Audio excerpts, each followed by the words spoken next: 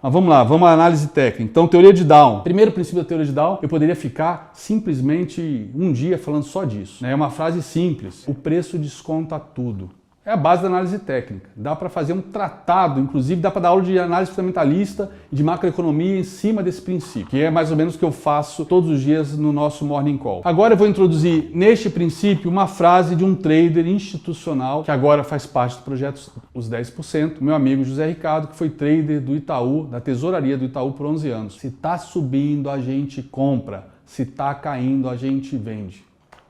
Pronto. Eu podia encerrar o evento agora, tá? Porque é isso que faz um trader profissional. Só isso. Parece fácil, né? Mas é óbvio que não é assim, né? Não foi para mim, não vai ser para você também. Mas é isso. A teoria é isso. Lembrando, treino é treino, jogo é jogo. Vamos ao jogo. Tá subindo, a gente compra, se tá caindo, a gente vende. Isso simplesmente endereça um outro princípio da teoria de Down. O mercado trabalha sempre em tendência. E aí, nesse caso, nós temos três, né? Tendência de alta, tendência de baixa e tendência de lado. A de lado você consegue evitar, consegue antecipar, mas eventualmente você pode no início de dia acreditar que está dando continuidade à tendência da véspera, ou que está armando um pivô de alta, um pivô de baixa, ou uma reversão em relação à véspera, e você entra e é estopado, depois vai descobrir que está numa consolidação, numa tendência lateral. Infelizmente, muita gente quebra nisso. Eu tenho regras quando a gente está operando. Se eu estou, por exemplo, na faixa de Gaza, e vocês vão aprender o que é isso, na faixa de Gaza de Fibonacci, não se faz nada ali dentro. Espera sair. Vai levar 1 hora, 2 horas, 3 horas, não importa. Não se opera ali dentro. Com algumas exceções que também vou mostrar para vocês. Mas vamos supor que você ainda não sabe o que é Fibonacci e está operando. Tomou um stop, e se você está operando tendência e botou o stop correto, que é um stop técnico, você não pode ser estopado, porque a tendência de alta são topos e fundos ascendentes. Se o stop é técnico, está no fundo anterior. Como é que você vai ser estopado? Ah, mas foi lá, violinou e voltou. Beleza. Tem manhas que eu também ensino para a galera, que é o setup violino. Se você foi violinado porque o teu stop estava automático ali embaixo, pô, você tem que entrar de novo, bicho. Ah, mas acabei de tomar um stop. Bicho, aquele stop acabou de confirmar que você estava certo, porque foi lá, buscou o teu stop técnico e voltou na direção que você estava. Tem que entrar de novo. De repente entra, sei lá, meia mão, vai, para se você está inseguro nesse início de carreira. Por exemplo, se você estiver operando com uma gestão de risco bacana, né, draconiana, sem estar muito alavancado, e o Mário vai ensinar isso para vocês muito bem, você vai usar o stop cutucada sem problema nenhum. O stop cutucada é a prova de violinos, ou 99% a prova de violinos. Então, se você está operando uma tendência de alta com stop cutucada, você não vai tomar stop. Agora, se você tomou um stop, talvez você esteja numa consolidação. Então, qual é a regra que eu criei para a galera? Porque às vezes você vai tomar 3, 4 stops até descobrir que está numa consolidação. Isso vai desestruturar um monte de gente que está começando, levar dias de fúria, etc, aumentar a mão, tudo aquilo que talvez você já tenha feito. Marca o topo e o fundo daquela tendência que você achou que era de alta, que foi um pivô rompido de alta, um pivô confirmado. Marca e não opera enquanto estiver ali dentro. Depois você vai ver quando estiver assistindo a aula de Fibonacci, que normalmente isso é a faixa de Gaza que eu mencionei há pouco. Agora, quando não está em tendência de lado, né, lateralização, ou está em tendência de alta ou tendência de baixa. Então, repetindo, o preço desconta tudo. Se está subindo, a gente compra, se está caindo, a gente vende. Se porventura está subindo, você comprar e cair, tomar stop no caso desse não é normal. Ou você quebrou algumas regras, ou a tendência realmente não era de alta, é de lado, ou você olhou o calendário de eventos? Será que não tinha uma notícia agora que reverteu totalmente o mercado? Se era de alta, virou de baixa, se era de baixa, virou de alta. Isso acontece quase todo dia. Todo dia tem indicadores importantes saindo, principalmente na parte da manhã. Fora eventos extraordinários que podem acontecer, como, por exemplo, um comentário infeliz de intervenção na Petrobras, a demissão de um presidente do Banco Central, ou, por exemplo, um caso real de alguns anos atrás, um candidato a presidente da República na liderança de todas as pesquisas, um candidato super bem visto pelo mercado, e de repente o avião dele cai e ele morre no meio do pregão. E foi, nem lembro agora se deu circuit break ou não, mas foi um dia, foi um sell-off, foi um desastre aquele dia. E foi de repente, na hora do almoço. Por sorte eu estava líquido indo almoçar com um amigo meu, porque com a mão que eu opero era coisa de perder 100, 200 mil num stopzinho desse. Se você está numa tendência de alta ou de baixa e realmente você identificou a tendência e está operando com stops corretos, você não vai perder dinheiro. Isso é o que faz um trader profissional. Então, recapitulando rapidamente. Teoria de Down. Primeiro princípio, o preço desconta tudo. Beleza, se está subindo a gente compra, está caindo a gente vende. O mercado trabalha em tendência, de alta, de baixa ou de lado. E outra coisa, o mercado, né, as tendências, elas se desenvolvem em 3 velocidades distintas, principalmente. Tendência primária, tendência secundária e tendência terciária. E aqui o que eu faço? Justamente para não trazer mais subjetividade para a cabeça dos traders, esse é um dos meus pontos mais objetivos, e é matemática pura.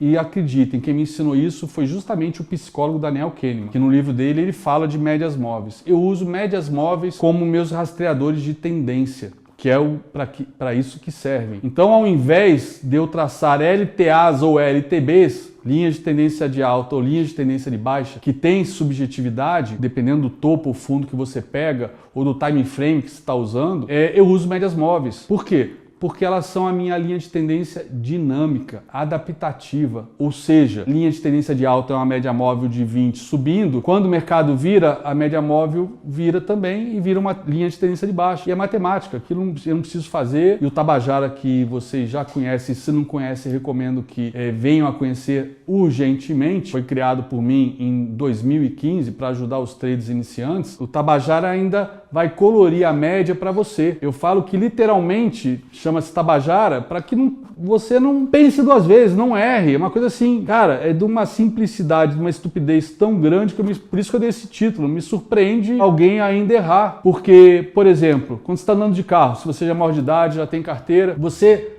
rompe, desculpa, rompe é termo de análise técnica, você ultrapassa um cruzamento com sinal vermelho? Não, né? Só se você mora no Rio de Janeiro por mais de 11 horas da noite, aí tudo bem, né? Porque só um louco vai parar no sinal vermelho, né? Ali na Zona Sul, depois das 11 da noite. Mas você dá uma olhadinha e vai, né? E se benze e vai. Brincadeiras à parte, ninguém avança sinal vermelho, a menos que esteja bêbado, né? Ou seja, um demente. É uma coisa, você vai operar comprado com a média móvel vermelha, a média móvel de 20, ela é a minha linha de tendência terciária.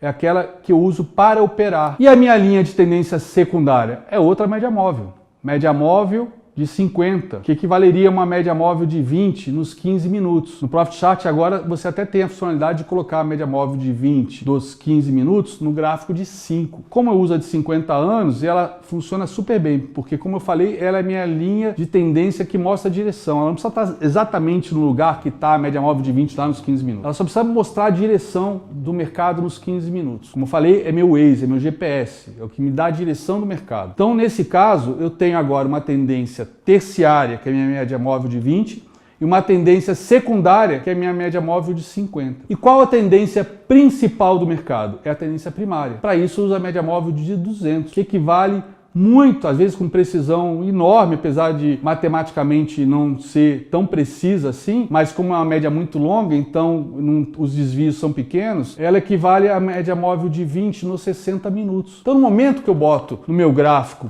a média móvel de 20, a média móvel de 50, a média móvel de 200, eu estou simultaneamente naquela minha tela, naquela única tela, eu estou identificando simultaneamente em tempo real a direção do mercado nos 5 minutos, nos 15 minutos e nos 60 minutos, nas 3 tendências do mercado, na primária, na secundária e na terciária. Se as 3 médias estão apontando na mesma direção, em ordem hierárquica, por exemplo, uma tendência de alta, eu tenho a média móvel de 200, ascendente, acima dela eu tenho a média móvel de 50, também ascendente, acima desta eu tenho a média móvel de 20, também ascendente, bro, não tem ninguém vendendo.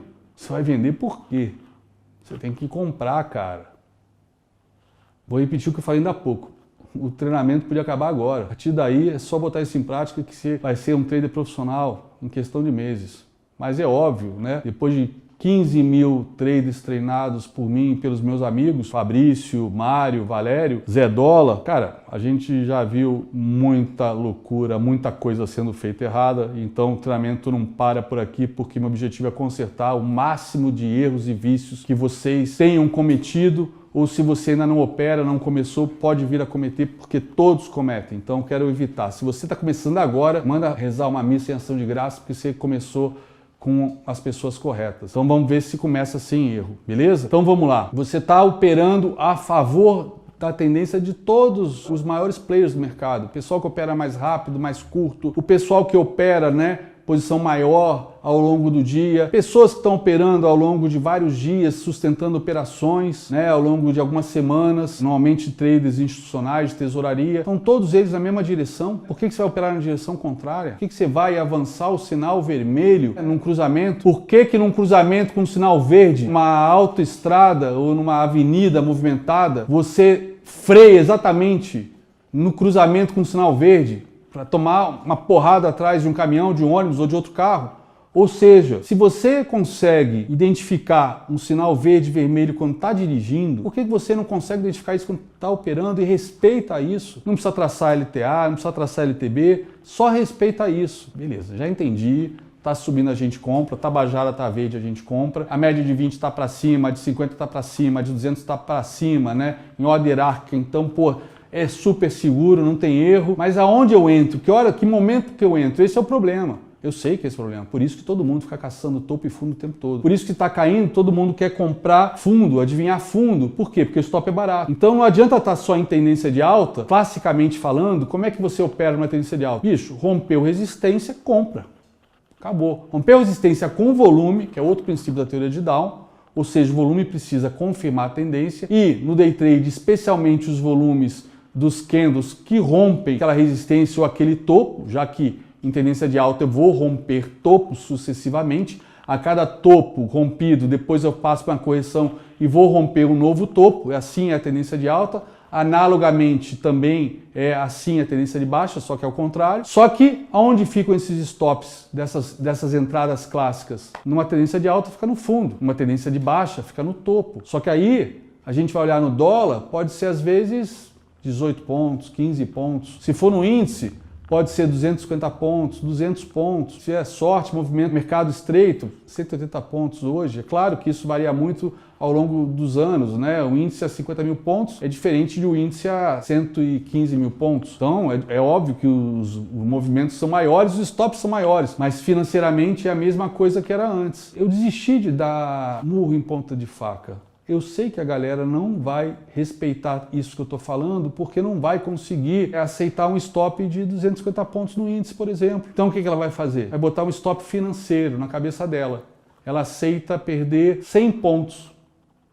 Então, aceita perder 100 pontos, ela bota stop de 100 pontos. Mas se o stop técnico correto é 250, como é que você vai botar, Katsu, um stop de 100 pontos? É pedir para ser violinado, que é o que acontece na maior parte das vezes. E por isso os caras querem caçar topo e fundo. Mas não adianta eu insistir. Antigamente eu falava o seguinte para a galera. O stop é de 300 pontos. Ah, mas é caro. Com quantos contratos você opera? Ah, eu opero com 10 contratos. Cara, aceita o stop 300 e entra com 3 contratos nessa operação. Vai dar no mesmo financeiramente. Se o problema é financeiro, entra com 3. Ou seja, se a tua gestão de risco está errada, porque você não aguenta, né? Não suporta, sua conta não suporta, o seu emocional não suporta 300 pontos, mas você aceita 100, então bota 3 contratos. Mas não, a maioria prefere tomar uma porrada de stop de 100 pontos, esses stops de merda, fazendo entradas de merda, toma um monte de stop de 100 pontos com 10 contratos.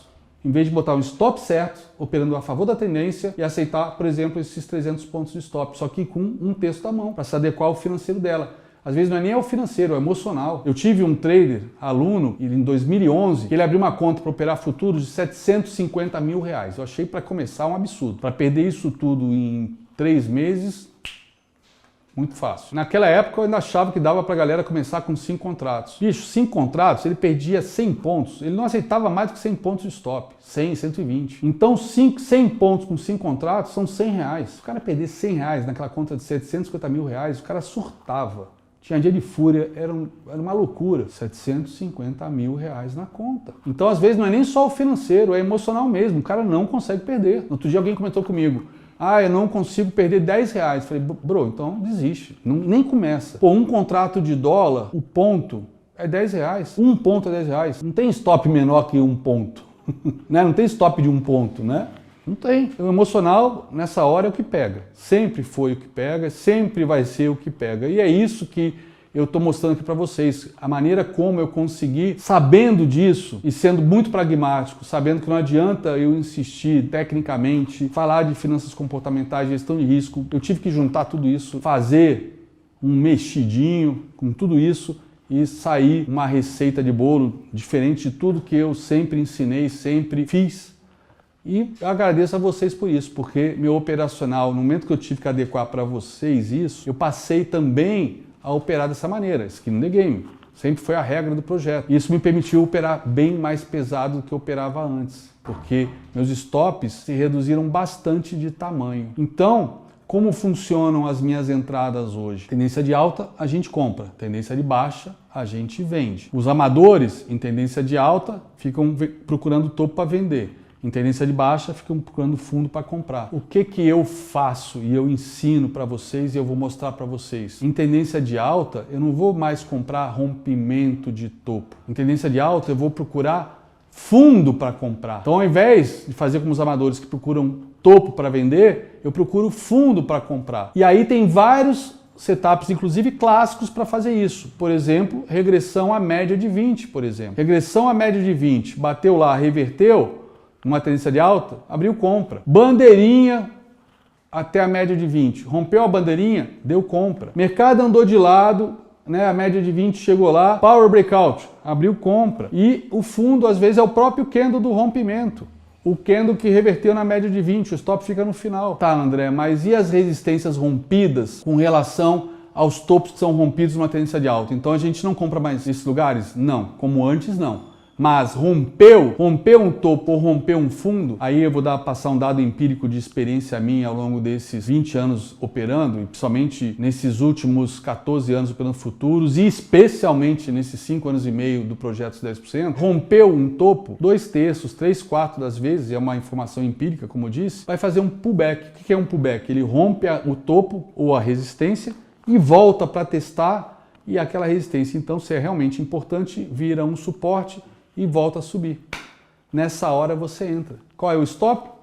Aquele candlezinho de pullback, ou 2 candlezinhos de pullback, super baratinho, que é o que todo mundo queria. Os stops baratos a gente encontra uma tendência de alta comprando fundo, e aí são setups clássicos, que o Mário, inclusive, vai ensinar para vocês. Tem dias que a tendência está muito forte, ele não volta até a média. Bom, beleza, o dia que não volta até a média, então a gente não faz nada, né? Sim, seria o correto. Se esse é o teu setup clássico, seu checklist exige essa disciplina, essa paciência, isso é o que deve ser feito. Mas, infelizmente, novamente, os traders iniciantes não conseguem fazer isso. E eu, novamente, desisti da murro em ponta de faca. Então, joguei a toalha e daí nasceu o meu setup aí do Gift, o famoso Pablito, os pullbacks em rompimentos ou pullbacks ocultos, que às vezes a galera espera o pullback, não acontece, eu falo, mas deu pullback, onde está o pullback? Onde está o pullback? É aquela sombra.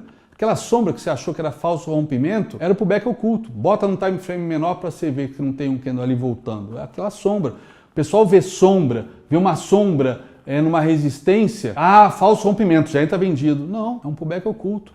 Pode até ser, neste caso, um falso rompimento. Mas aí eu tenho como comprovar se é um falso rompimento ou não. Isso fica mais para frente. Normalmente, em tendência de alta, essa sombra, ou numa tendência de baixa, essa sombra é um pullback oculto. E mesmo que possa ser talvez uma reversão ali, não é assim que se opera a reversão. O pessoal é viciado em procurar sombra. Literalmente procurar pelo em ovo. Por isso que a maioria quebra, operando essas sombras, né? Viu uma sombra num fundo, é compra. Viu uma sombra em cima, num topo, numa resistência, é venda. Algumas vezes vai acertar, mas perde tanto dinheiro, erra na maioria das vezes, que quando acerta, não consegue segurar a operação, porque já não sabe o que faz ele acertar ou errar. Ele sabe que acerta algumas vezes, mas não tem a mínima ideia de qual é a situação que ele vai acertar. Então, ganha pouquinho. Na primeira movimento que faz contrário à sua entrada, já zera. Já que ele perde tanto e está ganhando um pouquinho ali, vou pôr no bolso. Só que não vai pagar os stops e você vai dilapidar seu capital e daqui a pouco vai quebrar. Então, como vocês estão vendo, minha teoria de Dow é teoria de Dow na veia. Não mudei nada, não deturpei nada. Mas eu adaptei para a realidade emocional e financeira, né? Como eu falei, de 2 anos para cá, 3 anos para cá, com certeza por conta da pandemia, homeschooling, home office, muita gente em casa e também muita gente desempregada, muita gente precisando de grana. Às vezes não é nem gente desempregada, é pessoal que trabalha às vezes no mercado informal, trabalha na rua, ou até mesmo autônomos, né? Pessoas que são donas do próprio negócio e o negócio está fechado. Houve uma inundação de gente no mercado financeiro, pelos motivos errados. Não vieram desenvolver uma profissão, vieram ganhar dinheiro. E o mercado financeiro não funciona assim, ganhando dinheiro. O mercado financeiro é uma profissão de alta performance. Você tem que trabalhar bem, como um profissional. E se for um bom profissional, vai ganhar dinheiro, como em qualquer profissão. Só que, como eu falei antes, essa é a segunda profissão mais difícil do mundo. Só perde para controlador de tráfego aéreo de aeroportos como JFK. Ó, estamos percorrendo toda a teoria de Dow, que é o beabá da análise técnica, que a maioria não respeita, e as razões para não respeitarem eu já passei, já neutralizei quase tudo para que você possa operar análise técnica de verdade, análise técnica clássica, como um trader profissional, um trader técnico profissional. Você não tem mais desculpa para evitar usar a teoria de Dow, usar a análise técnica e a tendência a seu favor. É só pegar em qualquer livraria, né, que tem uma seção de finanças, que tem alguns livros de análise técnica, ou procurar na internet, em Kindle, né, em e-books. Todo mundo escreve, a tendência é sua amiga, siga sempre a tendência. Tá aí, eu estou dando todos os argumentos, todos os meios para você operar como profissional, seguir a tendência. Não tem por que não fazer isso. Na verdade, não se pode fazer o contrário disso. Outra coisa, as tendências, elas têm três fases. Uma fase de acumulação ou distribuição, uma alta ou uma baixa mais forte, no caso um rally ou um movimento de pânico, e depois uma alta mais fraca, uma baixa mais fraca. Então, um outro ponto que muita gente que tenta operar a tendência, botando stop no lugar certo, tudo mais, acaba desistindo de operar a tendência porque toma stops, é porque acaba operando comprado uma tendência de alta quando a tendência já está no fim. Putz, como é que eu sei quando está no fim, ogro?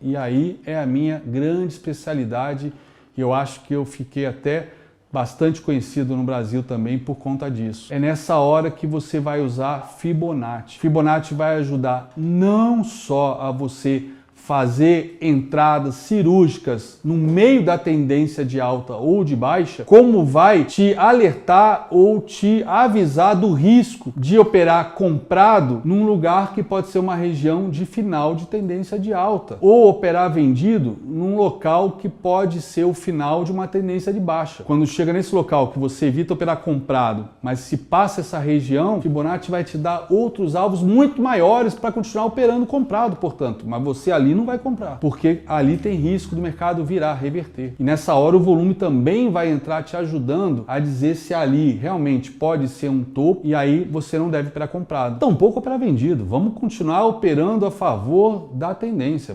Se o mercado realmente for virar, ele vai dar os sinais para você operar vendido. Mas eu tenho técnicas também que eu posso ensinar para operar reversão. E o Fibonacci é, na minha opinião, a melhor, talvez única ferramenta decente para se operar reversão. Ah, mas e indicadores e divergência? Perfeito, se você domina essas ferramentas, vamos usá-las também, mas use Fibonacci para marcar a região de possível topo e possível fundo e seja feliz. Essas outras ferramentas elas vão servir para te dar um apoio a mais para você entrar com mais confiança. Mas aí tem uma regrinha que eu criei. Se o mercado está em tendência de alta e deu um sinal de reversão, ou seja, de queda, e você entrou comprado e foi estopado, claro, desde que não seja um violino, porque se for violino entra de novo, mas se você foi estopado e o mercado voltou a subir, ou você errou completamente, ou teu viés está ruim, ou traçou o FIBO errado, ou o mercado está muito forte, então não vale a pena insistir. Então você tem um tiro só por dia para dar, para tentar